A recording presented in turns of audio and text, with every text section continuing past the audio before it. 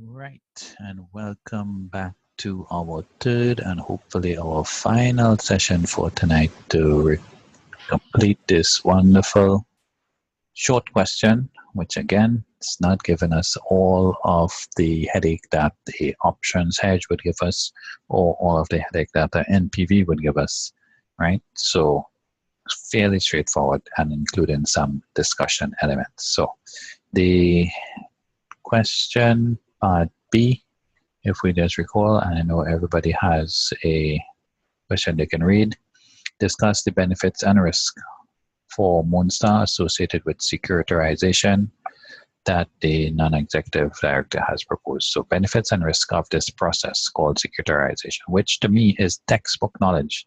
That is stuff that you need to have under control for you to deal with areas like this. And remember, this was how much marks jumping up here?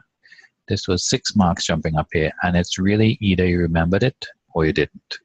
All right, so make sure you're well prepared. And once you're well prepared, you should not have any issues. So let's jump into this. Finance costs of the securitization may be lower than ordinary loan capital. Well, it's a possibility, maybe lower.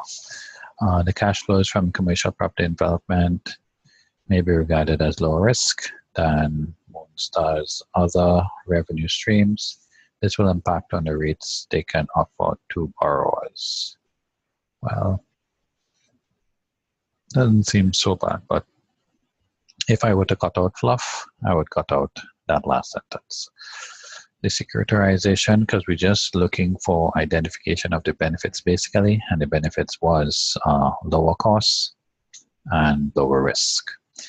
Securitization matches the assets of the future cash flows to the liability of the loan note holders. I love that statement. So again, concisely saying what the benefit of using the securitization.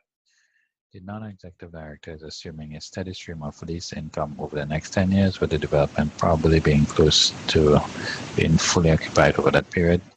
That to me is fluff, and if you cut that off, really, you have still raised what the benefit is. Now, again, it isn't so bad of a fluff in terms of it's bringing back elements from the case, and that's what the examiners like to see. So it's a good fluff in this case, right? Because it has elements of the case in it. Next, securitization means that the company is no longer concerned with the risk that the level of earnings from properties will be insufficient to pay the finance costs. Risks have effectively been transferred to the loan note holders. Right, so yeah, that sounds good. So any queries with these 3 outlines of benefits? Leaving out some of it still, even though it wasn't so long. Are we okay?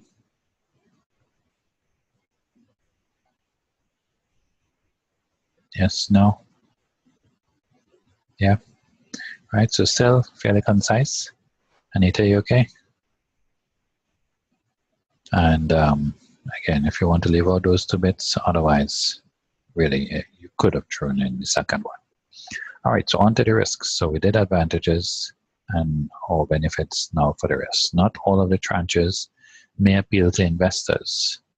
So again, this is coming along the lines of, will you actually get the money in each of those tranches?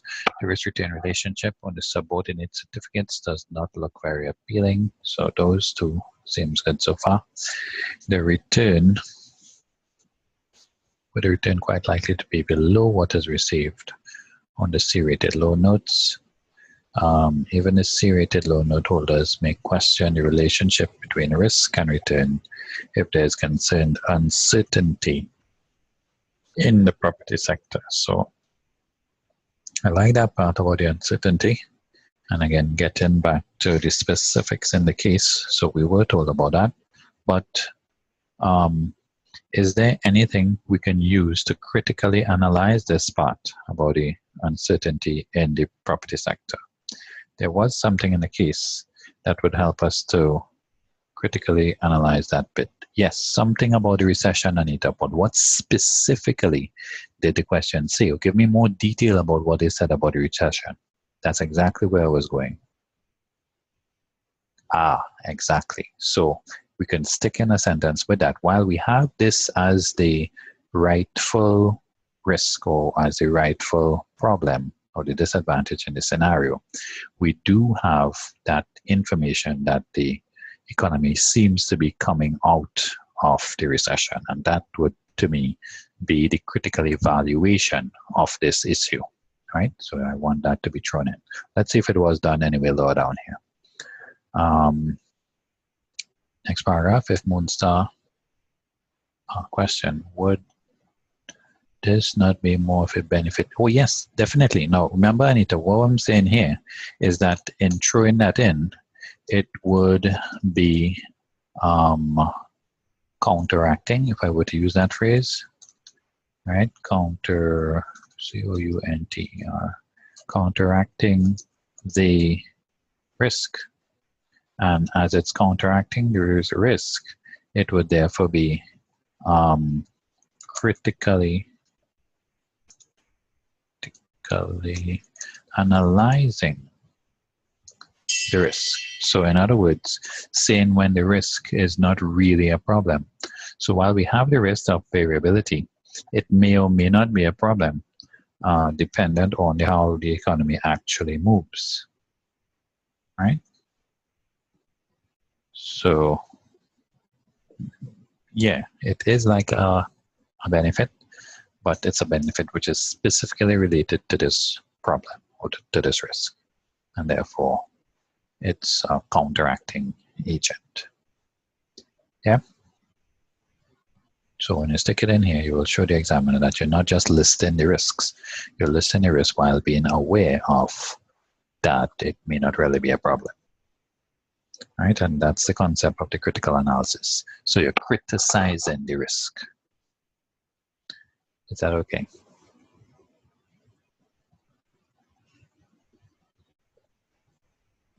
Yes, Anita, you all right with that explanation? Yeah, make sure. So, yeah, criticizing the risk. That's what it's doing. Next, if the company seeks funding from other sources for other developments, transferring out a low-risk income stream means that the residual risk associated with the rest of the portfolio will be higher. This may affect the availability in terms of other borrowings. So transferring out a lower risk income stream.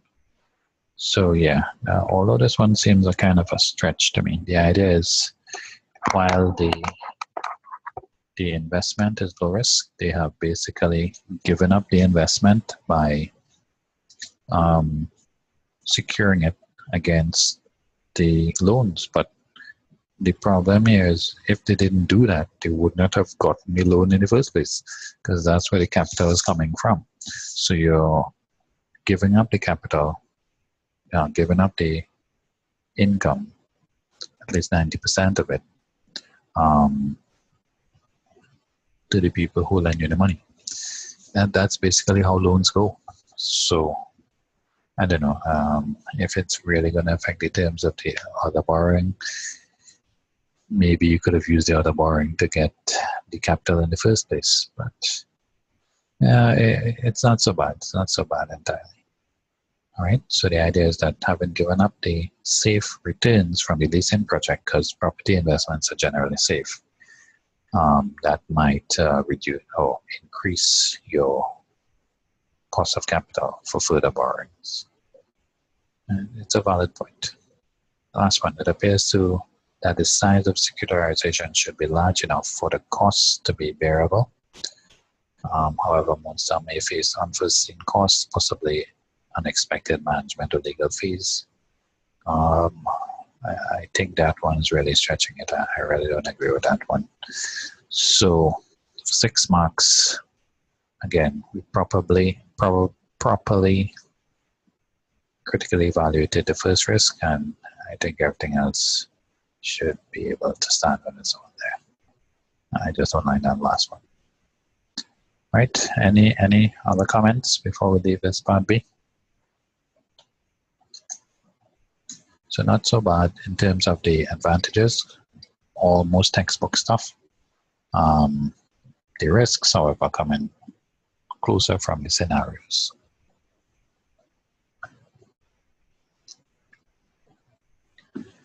Right, on to part C. More textbook stuff. So again, lining it up though with the concept of the scenario. So in the scenario, if you remember these Islamic contracts, some of them are quite related to many of the Western contracts, and they actually have that table where they line them up, which contract is related to or reflective of which Western contract, and therefore that's what they're asking us to do here, to take these two contracts, the Sukuk and the Mudaraba, and see which one is more in alignment with the scenario that we have. And the scenario that we have is investing in properties and getting investment or returns back from the properties. So which one of these Islamic finance contracts would be related to that? And could somebody tell me the general Western contract or type of borrowing that would be related to properties, apart from this fancy package that was described? What's the general type of lending related to properties? Starts with a M.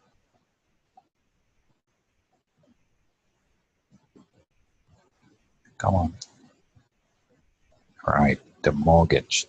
And therefore, to overview this answer is that you want to now look at these two Islamic finance contracts and see which one is more aligned with the mortgage, and that is the one you would basically recommend. Right? So let's see if they do that here. So firstly, going through what the Sukuk is, could be appropriate for the securitization of the leasing portfolio. An asset-backed Sukuk would be the same kind of arrangement as a securitization, where the assets are transferred to special purpose vehicle and returns and payments directly financed by the income from the assets. Sukuk holders would bear the risk and the returns of the relationship. So not getting into mortgage yet, but directly looking at the securitization, and as the Sukuk lines up with that, that's exactly what they're looking for. So there are other types of Sukuk which would be more of a sale and lease back of the development. Here, the holders would be guaranteed a rental, so it would seem less appropriate for Moonstar if there's significant uncertainty. So again, identifying why it would be less appropriate, because it's not lining up with the scenario proposed. So the scenario proposed was this sort of transfer by the special purpose vehicle, which again, I could still call that a mortgage, because mortgage is that securitization. In other words, putting up the asset for security. That's the concept of securitization. That's exactly what a mortgage is. The mortgage puts up your house and land for security. So as some individuals may not be able to pay their mortgages, they lose the property because that has been the security. All right, further to close off, the main issue with Sukuk, mixed use asset backed, is whether it would be as appealing as the Tranche A arrangement, which was proposed. They say for income that securitization offers, Tranche A may be more appealing to the investors rather than the returns, which might be a higher rate from the Sukuk. So there will also be costs involved in establishing and gaining approval, although these costs may be less than securitization. Right? So it's a straight-off comparison. Which one would be better? One where your returns are guaranteed versus one where your returns could be more dependent on the performance. All right, so on to the next contract, Mudabarama, and would involve the bank providing capital to invest in development. Moonstar would manage the investment, where the capital profits would be shared with the bank. So again, that's the basic definition of the contract. Losses would be solely borne by the bank. And again, that's the key elements that you must remember of these things in order to choose to write this essay. Further, the contract is essentially an equity partnership, so Monster might not face the threat to its credit rating.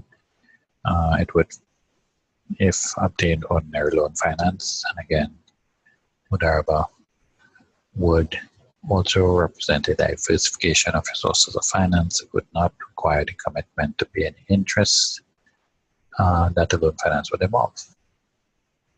Monster would maintain control over running the project. The contract would offer a fixed method of obtaining equity funding without dilution of control, which an issue of the shares to external shareholders would bring. This is likely to make it appealing to the directors. So again, this element of the Mudaraba, you need to be careful with that to make sure that lines up. And again, this specifically said that the directors did not want to have that dilution of control, and once the Mudaraba could present that, then it would be attractive. Further, the bank would be concerned about the uncertainties regarding the rental income from development, although lack of the involvement might appeal to the directors. Importantly, the bank may not like that, so they may want to be more hands-on with the project. Might be concerned about information asymmetry and so on, and might be reluctant to supply the bank with the information needs. So, again, issues or problems with that Mudaraba contract, and that is about it for the answer here for part C. All right, so again, generally good points. Most of it I would want to say is coming from our basic construct of these contracts and applying it to the situation at hand, which was fairly nicely done. All right, so any queries on these? Right, so under Islamic financing, Anita says, let's see further. Does these two normally come? Normally they try to mix it up, although I'm remembering that the Mudaraba is fairly popular, right? So, because these are the basic contracts that are more similar to the regular items, but I would say make sure you have a handle on as much of them as you can, and especially with the comparison to different types of contracts. So they could really test anyone. They just happen to test these two here. Right, so do give the others a read as well. Good. Any other queries here? So we seem to have another short night, right? So let me try and post these up into the YouTube, and you all will see the little messages coming across, which would be most useful to those two ladies who didn't get to attend tonight, right? In terms of I'm gonna load it up, get the link, and post the links to you on the WhatsApp, right? So I'll also post the links to that other one, which I was able to load today. It took me about two hours or so to load.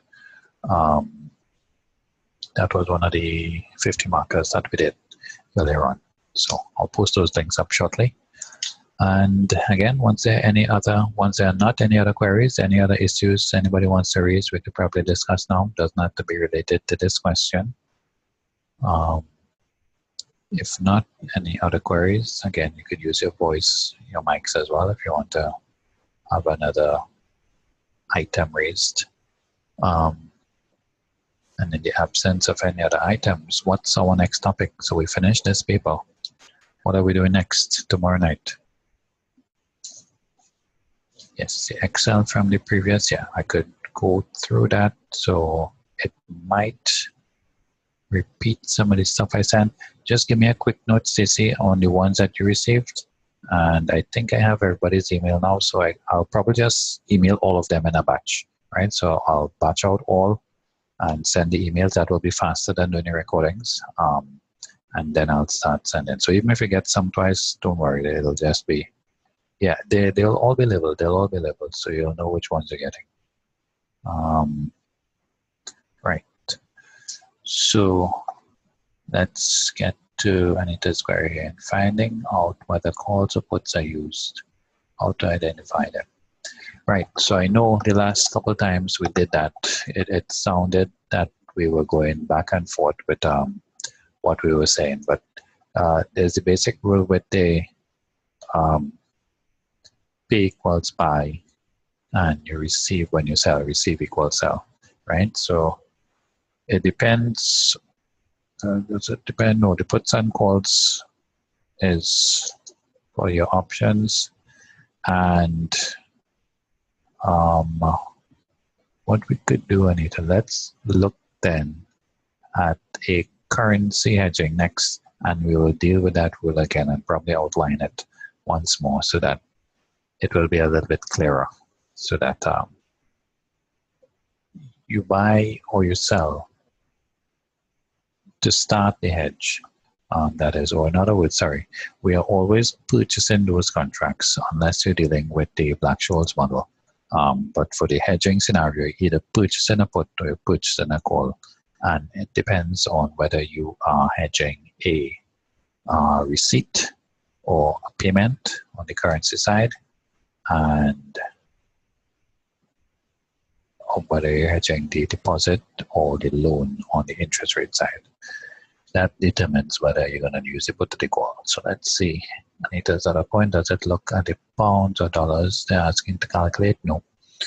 It doesn't relate to the pounds or the dollars. It relates to the type of transaction. And this is where my phrase of buy equals sell and pay equal receive comes in. So that for the currency hedging, what determines the put or the call is the type of hedge you're creating.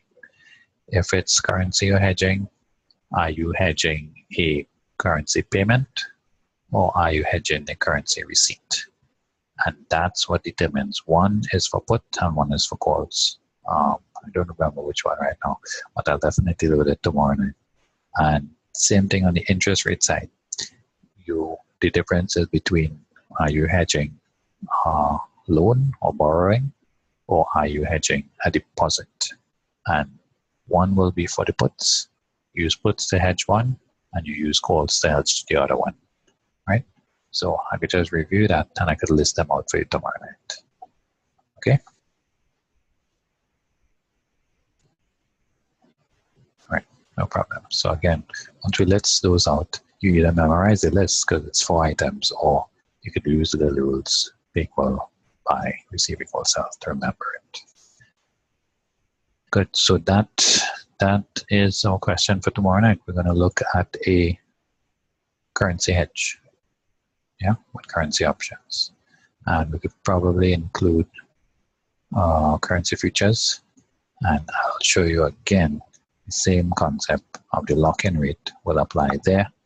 You can look for now rates of the exchange rates, and you can do the whole question without calculating the cash flows once more. You can do the currency hedge, you can do the options hedge by simply looking at the exchange rates, right? And that'll help you determine which option is better or which hedge is better. Yeah, definitely back to another mergers and acquisitions on Wednesday. Although we did one already, but that's all right. We could do more. Yeah, so that's like a list. And then we could always chat about Saturday. All right, good. So 2 items line up for the next 2 sessions. So say if you have a particular one in mind, feel free to let me know. Oh, wait a minute. The exam is Friday. Oh my gosh. All right. Tuesday. I'll think about Tuesday. We're going to do a session on Tuesday. Monday, Tuesday, Wednesday. Let's see how long we take tomorrow night. If tomorrow night takes me too long, then I'll be too tired for the Tuesday. But let's try for it. So let's try. Could we start earlier tomorrow night again? Could 7:30ish or 8ish work? Yeah, let's try the 8 so that yeah, I know I have to get the baby to bed too. I still call her baby. She's doing SCA. But yeah, all right, let's try the 8 for tomorrow. So once we could start then and try and finish a little early so we could do something every night.